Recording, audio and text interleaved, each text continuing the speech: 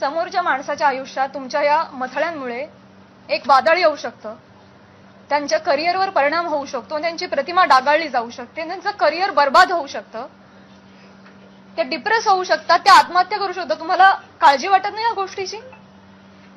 आपण आपला टीआरपी वाढवण्यासाठी, आपण आपला एक सेट टार्गेट अचीव्ह करण्यासाठी कुठल्या थराला जाऊन बातमी करतो, त्याचं किती वेगवेगळ्या पद्धतीनं. आता फॉर एन एक्झाम्पल, कालच मी ही बातमी वाचली आणि ती इतकी हर्टफुल होती.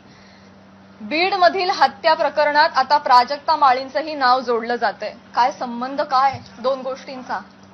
आपण काय हेडलाईन्स करतो त्याचा समोरच्या माणसावर. ही माझी आई रात्रभर झोपली नाही, 1.5 महिना, मला वाटत नाही तिला शांत झोप लागली असेल.